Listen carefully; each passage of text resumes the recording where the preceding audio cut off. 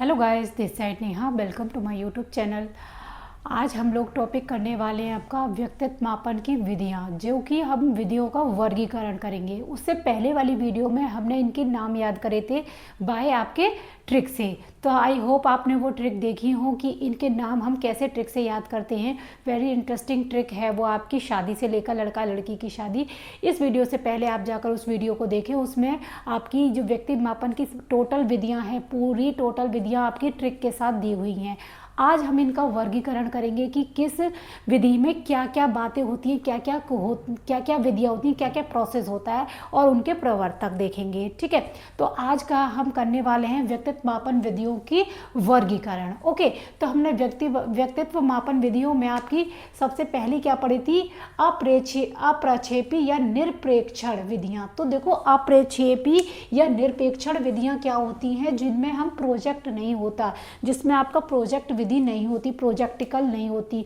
तो ये क्या होती है? आपकी नॉन प्रोजेक्टिव मेथड होता है। देखो, मैं बार बार कह रही हूँ, सीडीपी को आपको साथ में इंग्लिश नेम लेकर ज़रूर चलना पड़ेगा। आप बेशक हिंदी मीडियम हो या कुछ भी, बट आपको थोड़ा इंग्लिश नेम लेके चलना पड़ेगा, क्योंकि प्योरली सीडीपी में जो प्योरली वर्ड्स एग्जामिनर भी नहीं रखता। आजकल क्या करता है, वो भी इंग्लिश वर्ड यूज़ करता है। आपका ये वर्ड, ये ऑप्शन में ये ना लिख के नॉन प्रोजेक्टिव मेथड भी लिखा आ सकता है, हिंदी मीडियम में भी ये लिखा आ सकता है। तो आपको पता होना चाहिए कि नॉन प्रोजेक्टिव मेथड। ओके, तो इसमें फर्स्ट होता है हमारा आत्मनिष्ठ विधियां, जिसमें हम बोलते हैं सब्जेक्टिव मेथड, आत्मनिष्ठ विधियां। तो देखो, आत्मनिष्ठ विधियां में इसमें काफ़ी पार्ट्स हैं जो कि हमने ट्रिक से याद कर लिए थे। तो फर्स्ट है हमारा आत्मकथा लेखन। तो आत्मकथा लेखन मतलब अपनी कथा, अपना हिस्ट्री लिखना। इसको बोलते हैं ना ऑटोबायोग्राफी और सेल्फ हिस्ट्री। तो इसका नाम होता है ऑटोबायोग्राफी। ऑटोबायोग्राफी मतलब अपने आप का बायोग्राफी, अपने आप का वर्णन करना। तो इसमें क्या होता है कि जब किसी के व्यक्ति के पर्सनैलिटी को मेजरमेंट करते हैं कि वो किस पर्सनैलिटी का है, तो क्या करते हैं, कोई भी टॉपिक देते हैं, कोई शीर्षक देते हैं, कोई उस पे टॉपिक पे उसको लिखने को बोलते हैं कि अपने बारे में लिखिए।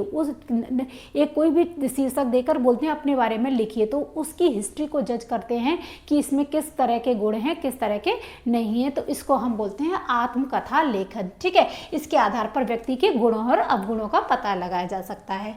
फिर सेकेंड होती है आपकी प्रश्नावली। प्रश्नावली होती है जिसमें कि हम क्या करते हैं, क्वेश्चंस पुट अप करते हैं। प्रश्नावली में क्या होता है, काफ़ी तरह के आपके क्वेश्चंस होते हैं। ये इसके प्रवर्तक कौन होते हैं? आपके प्रश्नावली के प्रवर्तक है वुडवर्थ। ओके, तो व्यक्ति के गुणों का परीक्षण करने के लिए हमें क्या करना होता है, काफ़ी तरह की इसमें सूची होती हैं। तो इसमें क्या होती है, सूचियाँ बनाई होती हैं प्रश्नावली में। तो वो सूचियाँ आपकी 4 प्रकार की होती हैं। ठीक है, तो 4 प्रकार में पहली होती है आपकी खुली प्रश्नावली। ओके, खुली प्रश्नावली, जिसको हम बोलते हैं ओपन। ठीक है, दूसरी होती है आपकी इसमें बंद प्रश्नावली।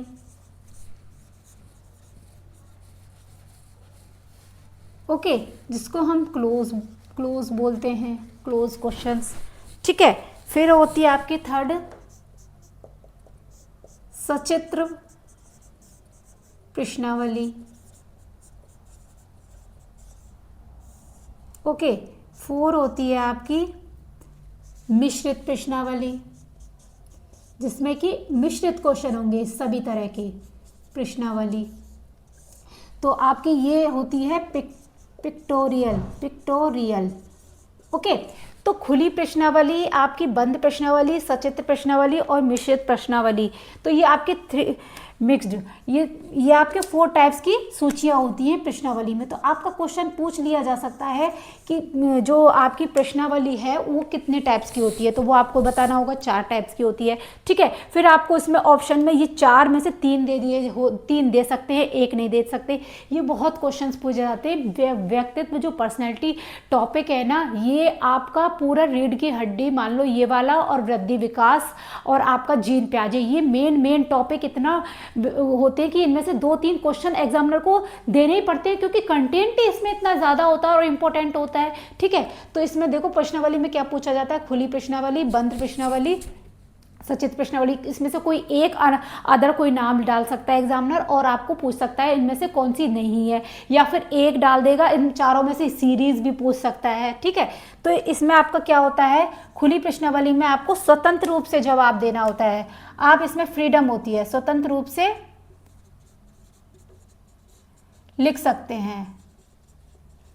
ओके, तो खुली मतलब खुली किताब है, खुली किताब में कुछ भी लिखो। ठीक है, बंद प्रश्नावली, बंद में क्या करना होता है, आपको हाँ या ना में ही जवाब देना होता है, हाँ या ना में ही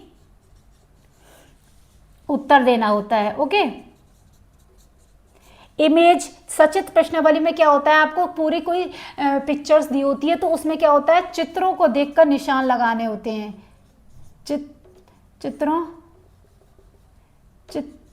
चित्रों को देखकर निशान लगाकर आंसर देने होते हैं, निशान लगाकर उत्तर देना होता है। ओके, और मिश्रित में तो ये मिक्स होती है आपकी सारे तीनों को मिलाकर,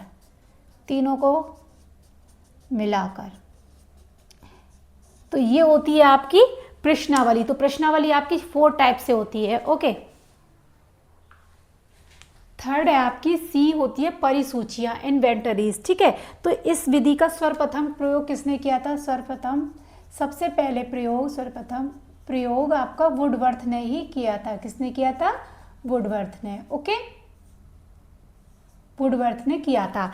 तो कब किया था, सर्वप्रथम क्या किया था इन्होंने वुडवर्थ ने, सबसे पहले इसमें द्वितीय विश्व युद्ध के बाद जो सैनिक थे ना, द्वितीय विश्व युद्ध के पश्चात सैनिकों के मानसिक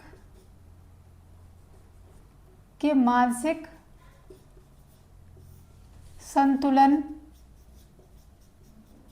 के परीक्षण के लिए किया था, परीक्षण के लिए प्रयोग किया था। ओके, जैसे विश्व युद्ध उन्होंने लड़ा, पश्चात हुआ, वो बहुत डिप्रेशन टाइप में हो जाते हैं, तो सबसे पहले द्वितीय विश्व युद्ध के पश्चात सैनिकों के मानसिक संतुलन के परीक्षण के लिए किया था। तो वो किसका किया था, परिसूचियों का। तो क्वेश्चन पूछ लिया जाएगा कि वो द्वितीय विश्व युद्ध के बाद कौन सा आपका टेस्ट किया था, तो वो कौन सी है, परिसूचियां थी। ओके, तो इसमें आपका कि इसका प्रयोग किस लिए किया जाता है, इसका प्रयोग बालक के अपराधी, जो बालक का अपराधी, अब जो बालक होता है उसके बालक का, इसमें बालक या व्यक्ति, इसमें बालक या व्यक्ति के कुसमायोजन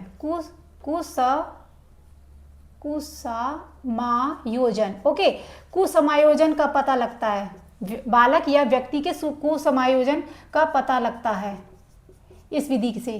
कैसे लगता है, जो हम परीक्षण करते हैं तो क्या होता है कि बच्चे के जो बालक होता है, व्यक्ति होता है, तो उसको कितना एडजस्टमेंट कर पा रहा है वातावरण के साथ, तो उसका हम समायोजन देखते हैं कि वो कितना उसको समायोजन कर पा रहा है, तो उसमें कुसमायोजन का पता लगता है। जैसे कि आपका जैसे सामाजिक व्यवहार हो गया, सामाजिक व्यवहार व संवेगात्मक व्यवहार का पता लगता है, कि जानकारी होती है। ओके, ये परिसूचियां भी आपकी कई टाइप्स की होती हैं।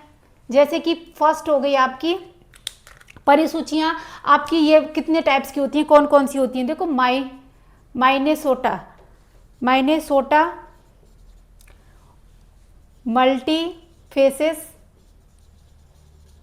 मल्टीफेसिस पर्सनैलिटी,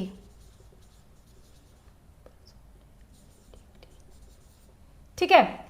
सेकंड होती है आपकी वैन विटर इन्वेंटोरीज।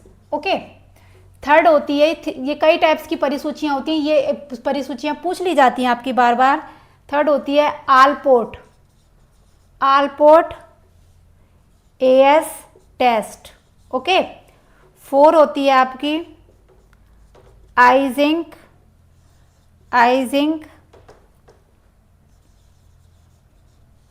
इन्वेंटरी। तो ये 4 टाइप की आपकी परिसूचियां होती हैं, ठीक है। तो Minnesota multiphasic personality, Bernreuter inventories, Allport AS test, आपका आइजेंक इन्वेंटरी। तो ये 4 टाइप्स की परिसूचियां होती हैं आपकी, ये नाम आपको याद होना चाहिए, ठीक है। तो इन परिसूचियों से पता लगता है कि वो बच्चा या बालक व्यक्ति कितना कुसमायोजन कर रहा है। ओके, फिर होती है आपके डी नंबर की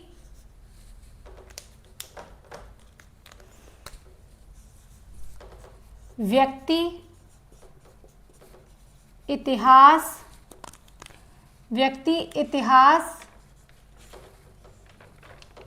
जिसको हम बोलते हैं या फिर जीवन वृत्त, इसको बोला जाता है आपका case history. Okay, case history. तो इसमें क्या होता है, आपका जो व्यक्ति होता है, उस परीक्षक जो परीक्षण ले रहा है आपका, इसमें आपका जो परीक्षक होता है, इसमें परीक्षक व्यक्ति के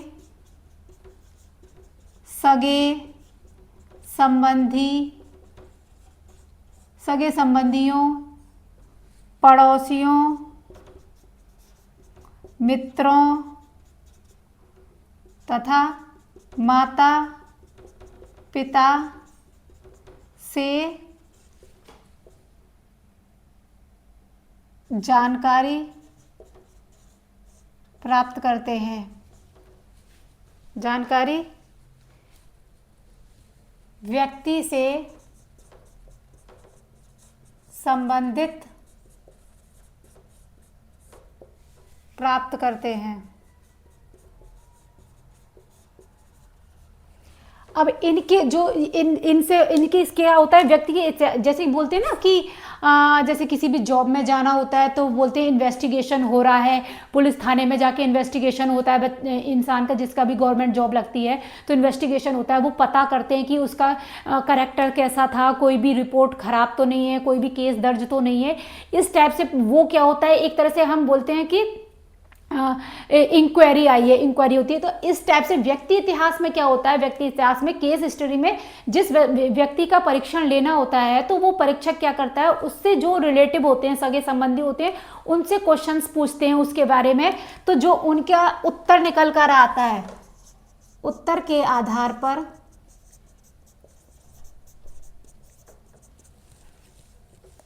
आधार पर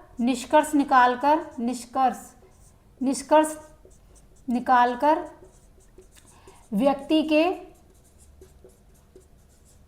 गुण तथा अवगुणों का पता लगता है। गुण तथा अवगुणों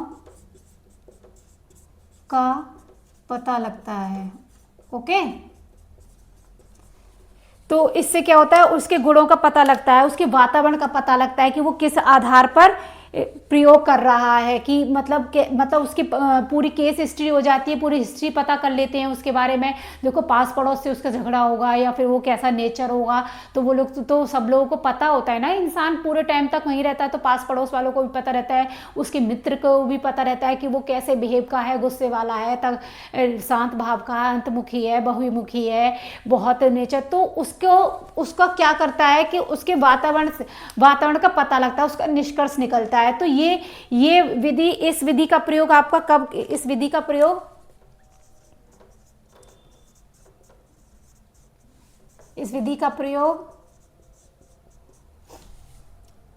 अपराधी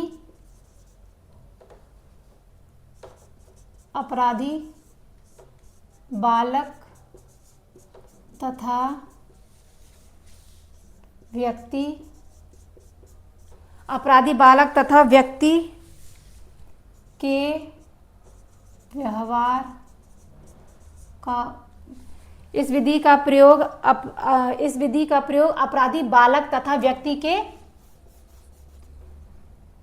व्यवहार का उपचार करने के लिए किया जाता है। जैसे कि किसी भी व्यक्ति का हमें व्यक्ति का व्यवहार पता लगा तो हम क्या करेंगे, उसका उपचार करेंगे, उसको बताएंगे कि वो इस टाइप से। तो उपचार करने के लिए भी एक केस हिस्ट्री का हमें मेजरमेंट करना होता है। ओके, फिर है आपकी साक्षात्कार, जो कि इंटरव्यू होता है। इंटरव्यू से भी हम व्यक्ति के बिहेव का पता लगाते हैं, पर्सनैलिटी का पता लगाते हैं। ठीक है, तो साक्षात्कार में इंटरव्यू क्या होता है, यह आपकी मौखिक विधि होती है। कैसी होती है? मौखिक विधि है। मौखिक, मुंह से आपका इसमें रिटर्न नहीं होता है। ठीक है, तो ये आपकी ओरल विधि होती है। ओके, यह है आपकी यह विधि व्यक्तित्व की बहुत लोकप्रिय है, सर्वाधिक फेवरेट विधि है। ये आपकी सर्वाधिक लोकप्रिय विधि है। क्योंकि देखो इसका क्योंकि ये लोकप्रिय तो इसलिए क्योंकि इसका आज तक चलन चल रहा है। हम किसी भी सरकारी जॉब में या किसी भी संस्था में कहीं पे भी हम भाग लेते हैं तो क्या होता है, इंटरव्यू होता है। तो इसलिए ये प्रचलित विधि भी है। तो इसका प्रयोग हम कब करते हैं? शिक्षण में प्रवेश करने के लिए। कोई भी शिक्षण संस्था है, शिक्षण में प्रवेश करने के लिए ओके, करने के लिए यूज होता है, करने के लिए होता है। फिर तथा सरकारी नौकरी के चयन में भी इसका प्रयोग किया जाता है।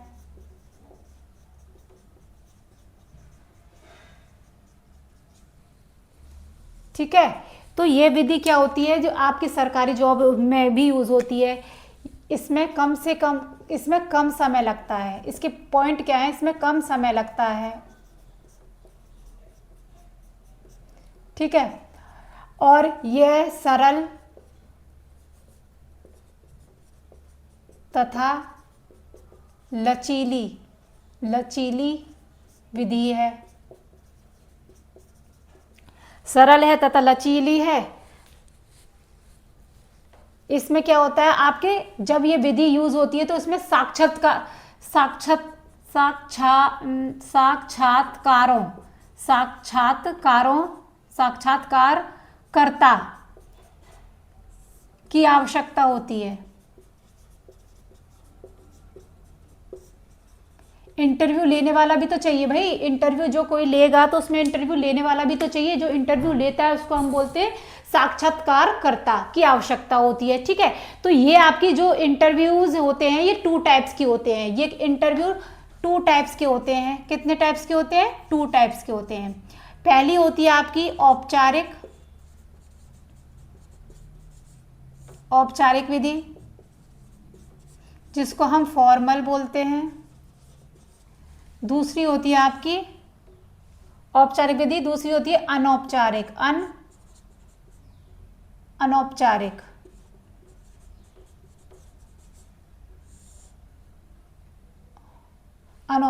ठीक है, इनफॉर्मल।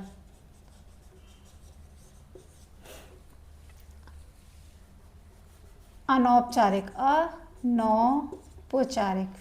इनफॉर्मल। ठीक है, तो ये आपके 2 टाइप्स की होती है। एक फॉर्मल इंटरव्यूज होते हैं, एक इनफॉर्मल इंटरव्यूज होते हैं। तो देखो फॉर्मल, ये औपचारिक विधि में क्या होता है कि एक ही व्यक्ति का चयन होता है, एक या उससे अधिक, और इसमें कम प्रश्न पूछे जाते हैं। इसमें आपके कम प्रश्न पूछे जाते हैं और उसमें आपके इसमें अनेक प्रश्न पूछे जाते हैं। औपचारिक में आपके अनेक प्रश्न पूछे जाएंगे। जो औपचारिक विधि होगी, फॉर्मल होगी, इसमें अनेक प्रश्न पूछे जाएंगे। अनेक प्रश्न पूछे जाते हैं।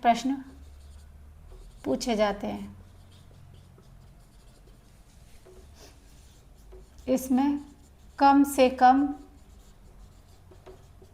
प्रश्न पूछे जाते हैं। ठीक है, इसमें कई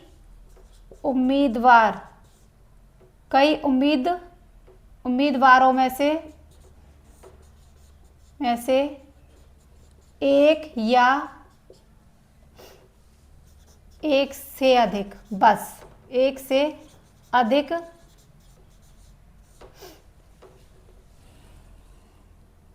का को चुनने को कहा जाता है। ठीक है, और इसमें कम से कम व्यक्ति को अपने बारे में बहुत कुछ कहने को मिलता है। इसमें क्या होता है, अनौपचारिक में क्या होता है, कम से कम प्रश्न पूछे जाते हैं और उसको ही व्यक्ति को खुद ही बोलना पड़ता है। व्यक्ति को अपने बारे में ज़्यादा बोलने का अवसर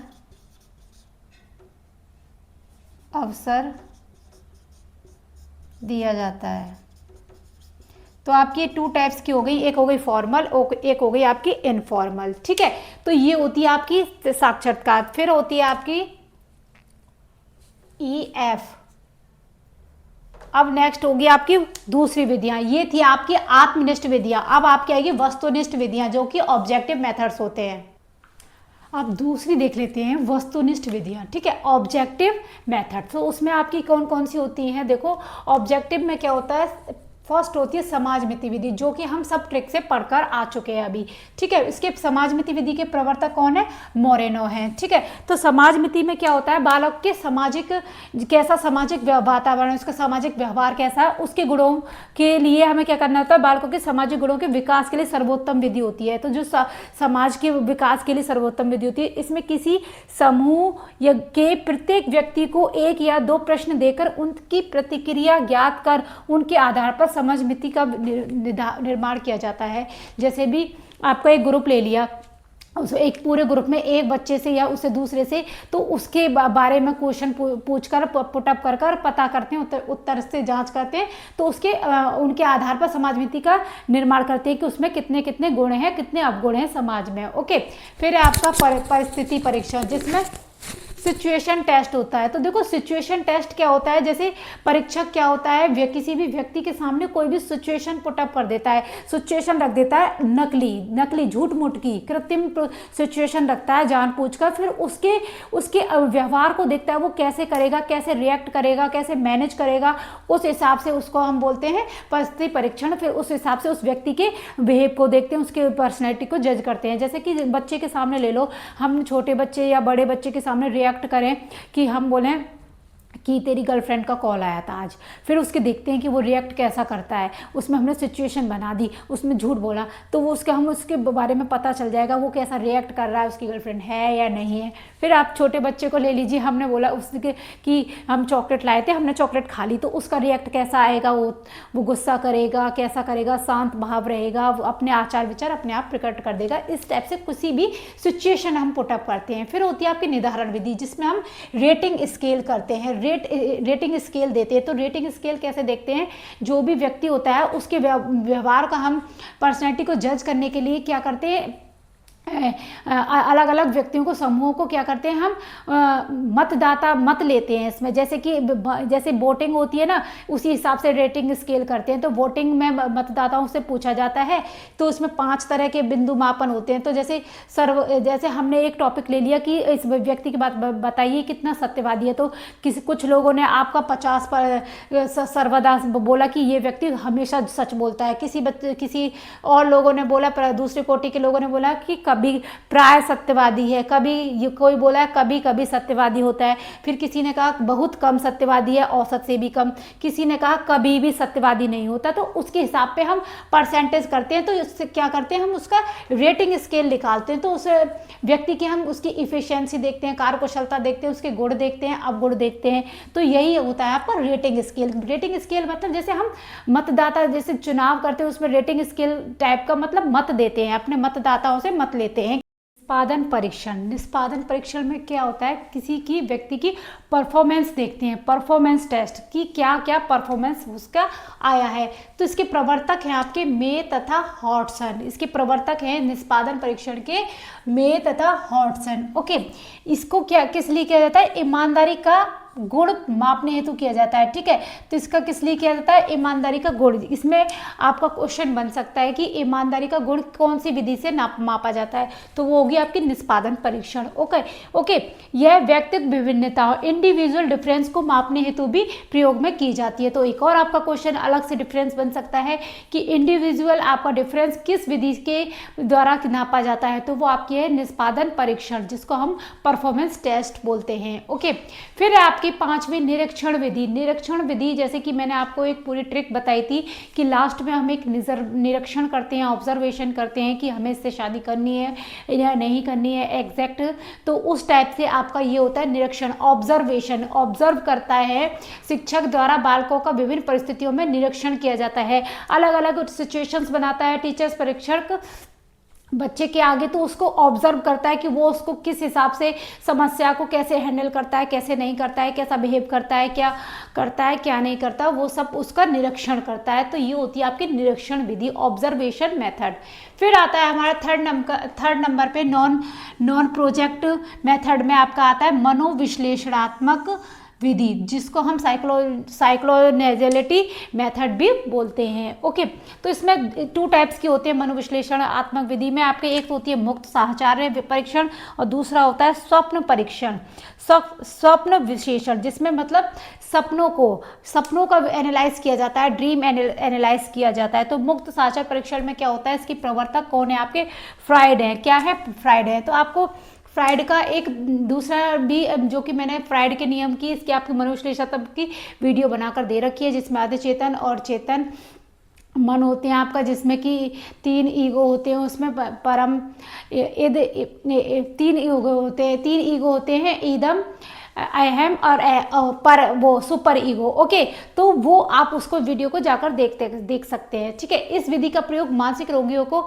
जो मुक्त साहचर्य विधि होती है, परीक्षण होता है, फ्री एसोसिएशन टेस्ट, वो किस लिए यूज होता है, जो मेंटली डिस्टर्ब होते हैं उन मनोरोगों के लिए वो टेस्ट करने के लिए किया जाता है। ओके, करते कैसे हैं, जैसे आपने देखा होगा ना, साइकोलॉजी डॉक्टर्स क्या होते हैं, क्या करते हैं कि ऐसे हैंडल सा करते रहते हैं, पेंडुलम को घुमाते रहते हैं, तो उसको वो क्या करते हैं, मनमोहित कर लेते हैं, हिप्नोटाइज कर लेते हैं। क्या कर लेते हैं, हिप्नोटाइज करके अर्धचेतन में करके फिर उससे क्वेश्चन पुट अप करते हैं, और उसके मन की इच्छाएं, उसकी भावनाएं, उसके क्वेश्चंस में क्या क्या उसके मन में चल रहा है, कितना डिस्टर्ब है, कैसा है, वो सब उसको देखते हैं। तो उसको बोलते हैं मुक्त साहचर्य परीक्षण। ओके, सेकंड होता है आपका स्वप्न विश्लेषण, ड्रीम एनालिसिस। इसमें क्या होता है, सिर्फ उनके जो सपने होते हैं, सपनों के आधार पर उनका एनालाइज करते हैं कि ये किस टाइप की इसकी पर्सनैलिटी, इस बंदे की, वो गंदे सपने देखता है, अच्छे से देखता है, कामयाबी के देखता है, हर टाइप के उसके सपनों का विश्लेषण किया जाता है। जो उसके ड्रीम होते हैं, जो सपने होते हैं, उनको एनालाइज किया जाता है। तो ये थे हमारे नॉन प्रोजेक्टिव मेथड। अब नेक्स्ट वीडियो में हम पढ़ेंगे आपके प्रोजेक्टिव मेथड, जिसको हम प्रक्षेपण विधि बोलते हैं, वो फिर आपकी लास्ट मापनी विधि होगी। फिर हम नेक्स्ट वीडियो में मिलते हैं। Bye bye, thank you.